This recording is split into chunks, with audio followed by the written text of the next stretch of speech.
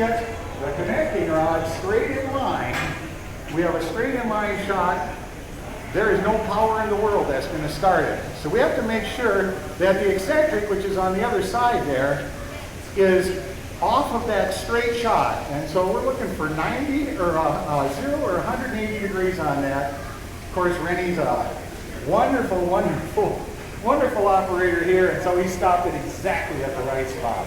Let me introduce our crew here today. This is Josh, Rennie, his brother Casey. They're twins, you know. And let's see, there's Carl on the other side. And anyone who's wearing one of these fancy vests, now these are new this year, so we're up on it there. So anyway, oh, that's Chris over there. So anyway, what I'd like to do is I'd like to tell you a little bit about the engine, and I'd like to tell you a little about the history. First of all, we call this the Villaume Corliss steam engine. Let's start backwards. Steam and engine is something that uses power and makes something. You use the energy for something. This is run on steam. Our source of steam is this large boiler right outside the building here, right through that door. I very much encourage you to see it after our talk here, Okay, and then let's go backwards now to Corliss, right? George Corliss was an inventor in the middle 1800s, and steam had big problems then because it was very inefficient. And he invented a valve mechanism that increased the efficiency tremendously on it. And this has that Corliss valve system, which is evidenced by a center crank plate, intake valves on the top and the bottom, exhaust valves on either side, right? So that intakes, exhaust, right? And if you know how steam works, it's not like a gas engine where it goes bang, poof, poof, poof. Steam pushes both ways. And that's why steam is so powerful, even at a slow speed, because it pushes both ways. Push, push, push. So you're going to see this when we get it into operation, how this eccentric plate here is going to alternately open the intake valve here to let steam in, but open the exhaust valve on the other side that any residual steam on the other side gets pushed out. So you'll see this operation.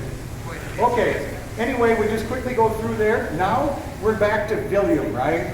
And Villaume is critical on this because they're the ones who purchased this steam engine back in 1904. And the Villaume Box and Lumber Company is still in business today. And amazingly, we have Nick Lensmeyer, the president of Villaume Industries, here with us today too. And there's Nick right over there. Hey everybody. All right, what a great opportunity Nick has you guys to have been a huge supporter here. A lot of the old pictures and so on that you'll see in the slide presentation and on the wall there are from his research of the history of the Villaume Box and Lumber Company. Now, the Villaume Box and Lumber Company was located in St. Paul, Minnesota. And what they did is they made wooden boxes, I guess. At least that's kind of what catapulted them into business, you know. They were right down on the river level in St. Paul. And right across the river was Ham's Beer Company, right? Well, you know, Ham's Beer Company back in those days, they didn't ship their beer in cardboard cases. Why do you think that was? You got an idea? There probably was no cardboard back in 1800, late 1800s, 1900. So anyway, there was a problem. Ham's ordered beer cases made out of wood. You see these dovetailed boxes and so on? That's what they ordered. And there's actually a picture of the Villaume Box and Lumber Company employees, and they're sitting right in front of the building, and there's a Ham's beer case right there. Anyway, they made a lot more products than that. They made wonderful products throughout the years. They were experts in woodworking. Some of their finest woodwork is in the city of St. Paul Municipal Building there, the Courts Building. Beautifully grained wood. They are now basically, I believe, they're located in Eden Prairie, and I believe they're basically in the truss industry, is that right? They're basically in the truss industry right now, but still alive and well, and still doing well after way over 100 years. Now, back in the late 1800s when they started, they had a different kind of steam engine. You guys know anything like what jack shafts are? Jack shafts are these shafts you see and they run across the ceiling, and then pulley belts come down from various, if you go up to the blacksmith shop, you'll see that kind of thing. Needless to say, that was an OSHA mechanical nightmare. The Villaume Box and Lumber Company had all kinds of woodworking machines that were run off of these belts. Eugene Villaume, a very visionary man, I must say, he realized early in the game when he heard about this new thing called electric motors, he realized early in the game that that's something that could really, really, really improve their business, right? Because he reasoned two things. I can get rid of all these jack shafts. I don't have to do anything special. I want to move a machine. I just tape the two electrical wires, hook it to the new location to the motor on it, right?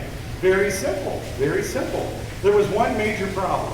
Back in 1904, it was a huge, huge problem. There was no commercial power available in St. Paul, Minnesota. So what do you think Eugene did?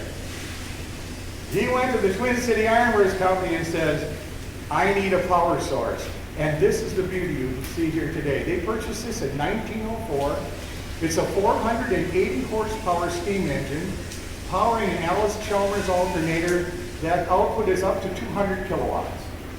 They were the first business, and actually the first homes in St. Paul that actually had electricity in them back in 1904. What an incredible advance. Now, the second thing, they were very interested in electricity for a second reason. And the reason is actually kind of evidenced if you look at their factory, the original factory. They had these huge, huge, giant windows, just boom, boom, boom, boom, boom, down the factory wall. Behind us, if you look, we tried to kind of duplicate that with multiple windows on that wall. And we're still in the process of completing that. But the reason they had these giant windows on there is because they needed light. And when the light was gone, they stopped working. Now they had a problem because in the Villaume Box and Lumber Company, what's the byproduct of cutting wood? Sawdust. Sawdust is very flammable. Needless to say, kerosene lamps were not a preferred method of light in that factory because they burned the darn place down. And I'm sure the insurance company, even back then they had insurance, had said, well, you know what? I don't think you better do that. So we got pictures of their workroom. Huge, huge windows. Now all of a sudden, we have electricity. We can safely light anywhere, even the back corners of our factory, and work there as long as we wish. What a tremendous improvement electricity was again. You know, we kind of forget, you know, how life must have been without electricity. We take it for granted, you know. Back then it was just a revolutionary idea. So anyway, that's a little bit about the Villaume Box and Lumber Company. They have a great history. We do have a slide presentation there that goes into more how they built gliders in World War II out of wood and so on. They have a great, great, great history. But I want to get into the engine here, right? We have the 16-foot flywheel here.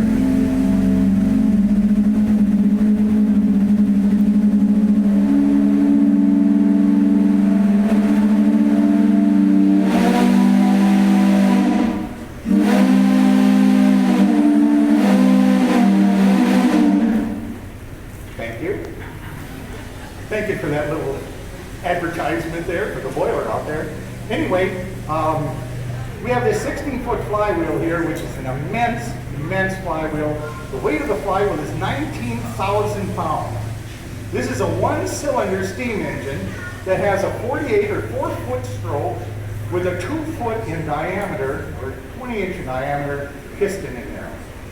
It has one, but steam pushes both ways. It's tremendous, tremendous power.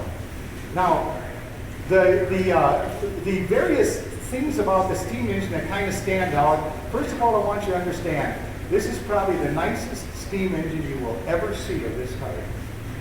And again, that goes back to Villaume Industries and to the Villaumes, who were very particularly about their equipment. And when they decided to shut this down after it ran for 50 years, faithfully, 50 years, they never hooked up to the power in St. Paul till 1954 or later. And it ran for 50 years. They put it away properly, and guess what? When we found it in 1971, it was still in good shape. We brought it up here that year, and it was on display and operating the next year. But you talk about the hand of the Lord sometimes, you know, and I want to just kind of mention this real quickly. How is it that Villaume Industries was willing to part with this engine? And because it had been the heart of their business for over 50 years, right? Well, what happened in 1952, they were down on the river level, and a huge flood in St. Paul, huge flood, flooded the whole place up. Flooded the whole place. At that time, they decided, we're going to start using commercial power, or very near to that time.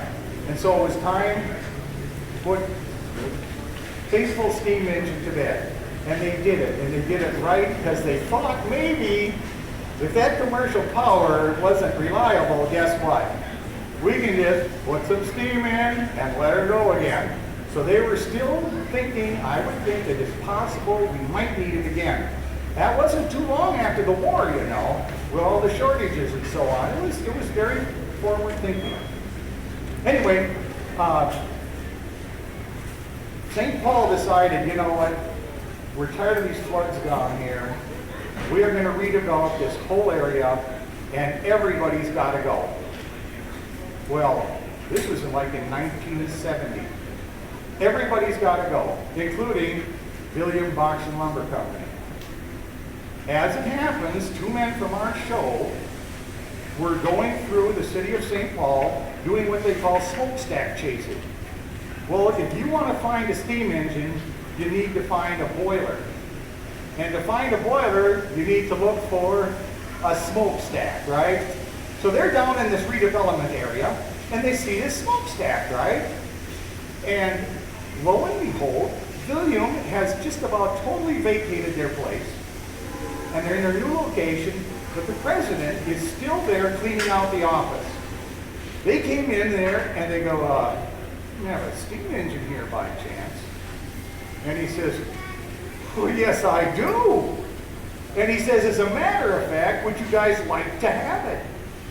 And we go, I can't believe it. Why would he give us the steam engine? Well, they were destroying the place. As we found out in discussion with the president, we found out that that steam engine was no takers on it. It offered it to the St. Paul Historical Society, the Minnesota State Historical Society, no takers. Well, guess what? You put this in your garage, you can't, right? You know. Well, he was extremely disappointed that the heart of their business for 50 years was going to be sold for scrap. In fact, he was so disappointed that when we said we'd take it, he bought the engine back from the St. Paul Port Authority and sold it to us for the $1, or he really gave it to us, right? And you know what? It's our privilege to have preserved it here today. For 45 years it's been here now. And it's our privilege to have it. Now, I want to mention just a few things about the engine itself. People always ask us, what is this stuff, you know? First of all, I want to kind of point out the fact that Eugene Villaume always bought the Cadillac. Now, how can you tell this is a Cadillac? First of all, if you see all these pipes here, they are nickel-plated pipes, and they carry oil.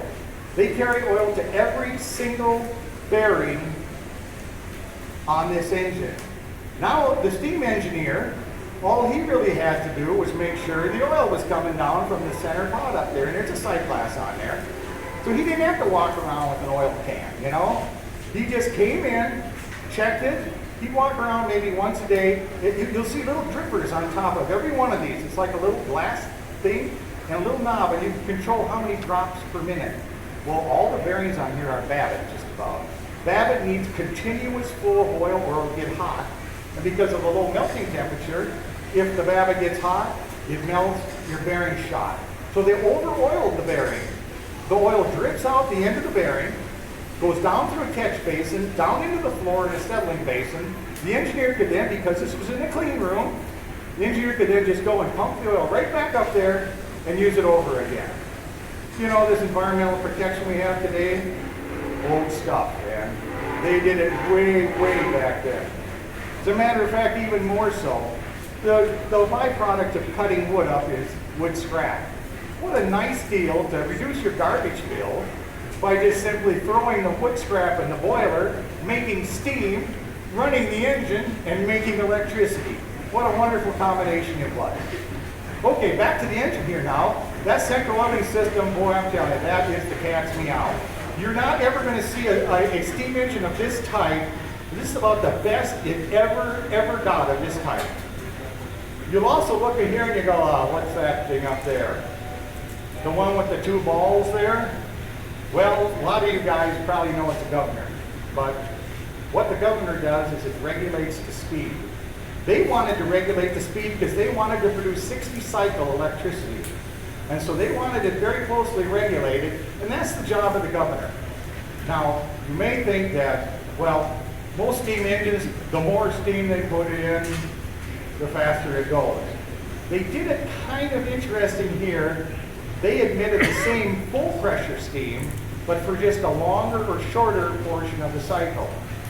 So envision this, as the speed goes up, the balls spin out faster and faster. Centrifugal force says the balls will go up.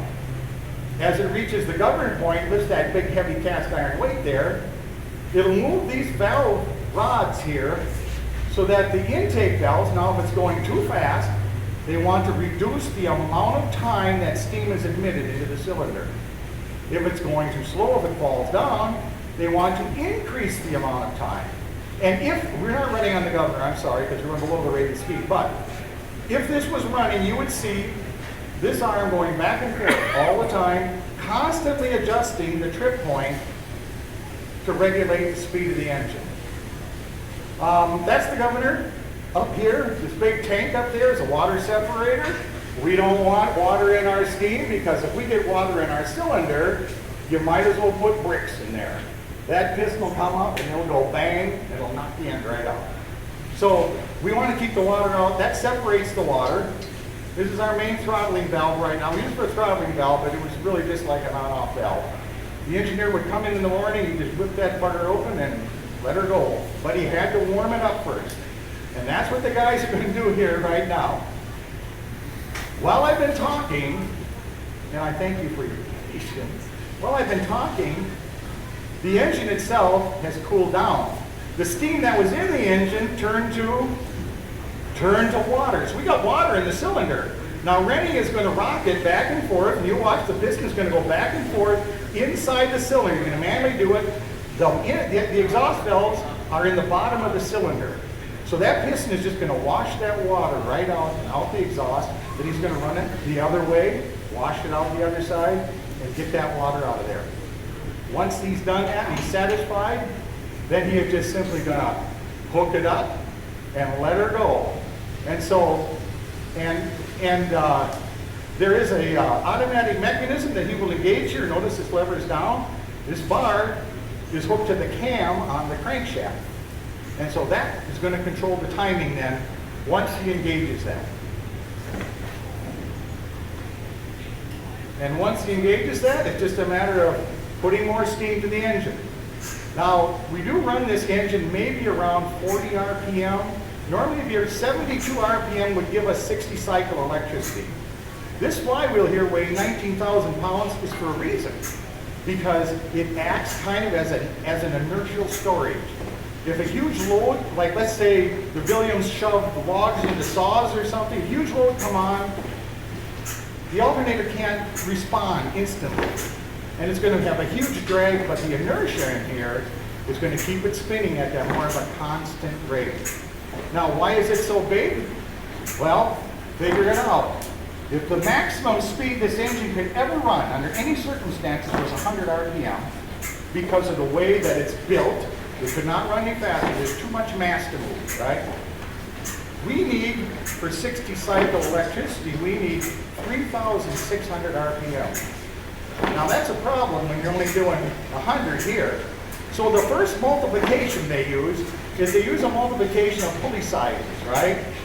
Now that pulley over there is much smaller, and the gripping surface on this thing, what would you say, is 100 square feet maybe of the belt on there? The gripping surface on there is what, maybe 10? Now we got a problem right away. How do you transfer 480 horsepower from here with 100 square feet over there with 10? They made that especially out of a special fiber that would grip the belt better. Originally it was a leather belt on here and would grip the belt better. Now, when we're on the subject of belts, why does the belt fall off? You know, if you look at this closely, particularly if we're stopped, the pulleys are crowned in the middle, right? They're kind of crowned in the middle, and that keeps the belt riding in the middle of the pulley. So it's very nice. Okay, now let's say we got 360 RPM over there with the pulley ratio, right? Where do we get the other? How do we get that to 3,600? They had another smart idea. Instead of having one pole in the alternator to create one cycle per round, they put 10 poles in the alternator. It makes 10 cycles every time it goes around. Now we have our 3,600 RPM.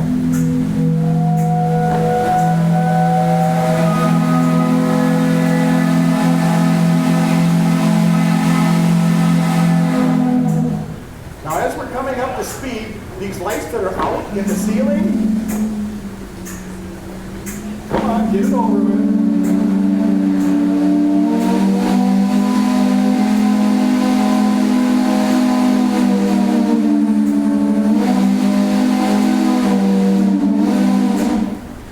As we come up to speed here, the light bulbs, they're 220 volt light bulbs, first of all. And this is a 220 volt alternator, which was perfect because it directly could run their saws and all their equipment, all their motors, right? So, as it comes up, you'll see the speed comes up, the filaments will just start to go. And we are actually then creating power here. Usually we don't create more than 1 or 2 kilowatts of power during our demonstrations here. No, we couldn't power the ground. There's like 200 kW maximum under perfect conditions, right? You know, this show is so huge, it's like megawatts of power. So, no, we can't do that. And besides that, the most important factor is this. We don't want to run this thing at night. You know, because there's other things to do at night. You know? So anyway, you know, let that be said. Okay. So anyway, they'll incandesce here in a moment, and you'll see them, they kind of come out to a faint glow. And at that point, we'll be probably producing about 1 kilowatt of power, which is 0.5% of its ability. But people say, what's 200 kilowatts? What's that worth? You know, a small town in the 1930s, that's probably about the amount of power it would take for a small town in the 30s. So it's not tiny by any means, but by our huge power-hungry consumption today, it's kind of peanuts, you know. So anyway, there they are. The lights are on. We're generating power, and the factory workers can go back to work, right? No more, of course. You know, they had those big tough unions back then, you know. So anyway, the factory workers could go back to work, and business could proceed as usual. I want to thank you all very much for coming to our display today. If you have any questions at all, ask just someone in these fancy vests, you know. And I do thank you for attending the show today, because without you guys, we'd be talking to the wall, right? Thank you very much for coming.